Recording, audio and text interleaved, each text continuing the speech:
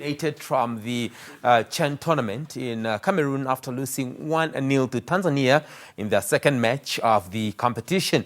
We are now joined by Marco Ndlovu, who is a journalist, otherwise he's also a sports analyst, to dissect the match.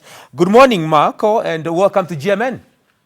Good morning, Teddy. How are you, my man? Very, very well. Let's get into it. What do you make of the outcome of Saturday's game between Namibia and Tanzania? I think the outcome is disappointing for a lot of Namibian football fans because it's not what we wanted. It's also not what we expected. We wanted a win so that we can at least stand a chance to qualify for the next round, just like we did in 2018. But unfortunately, it wasn't to be. We lost the match by 1-0, which I think in itself is not a bad result if you look at the way the Brave Warriors prepared for the tournament. I think we did not have good enough preparations for such a magnitude of a tournament. I feel like our football leaders did not do everything in their hands to actually make sure that the team prepares well. We knew already we had issues like COVID. We knew already that our league has not been playing for the past 2 years, so our boys will not be that fit. And we knew already that because of those two things alone, it will be difficult for us to compete with other teams. If you look at Tanzania, their league it did not stop even during COVID. So their players were match fit. They were physically fit and match fit as compared to our players. And most of the teams actually had the tournament.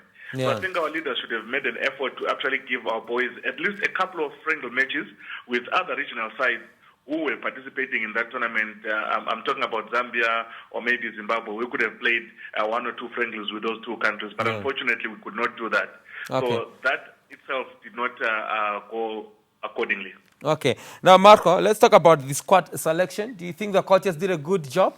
And if not, what changes would you have proposed? Under the current circumstances, I think the coach did a good job. He's the only person who has been able to spend so much time with the players. Even the media at times were not allowed at the training sessions. So I would not be in a position to say, look, the team that the coach selected on the day was the wrong team. How do I gauge them? Because they are not playing football league every weekend as compared to the other years, where you could actually go to the stadium, watch these players, and then have an informed opinion. At this point in time, we are working with what we have, and I think the coach had his own reasons why he put the team the way he did. Putting other players who did not play on the day, would it have changed anything? I don't know. I can't really predict that. But I think we are working with what we have. And the football fight, the effects of the football fight are starting to show now. Yeah. Now, and what's next for the Brave Warriors, and what advice do you have for them? Look, for the Brave Warriors, they need to keep their heads up. It's not that they played extremely bad. I think they performed well under the circumstances. They have shown that they can compete with the best. No one can doubt that Namibia has got talent. Everybody knows that we have talented players. But unfortunately, the football politics, makes it difficult for them to actually express themselves properly. The way forward is just keep working hard. If the NFA could, the leadership at NFA could actually try and keep the team training like we saw in 2018. I think in 2018 they had about 3-4 months of preparations before going into the tournament, which actually did them well because they were training every day and they were at least fit. But this time around we saw that some of the players didn't even train for 2 weeks because they tested positive for COVID-19. So it made it difficult for them to be as fit as we would expect them to be. And also mentally it also plays a role. So they should just keep working hard.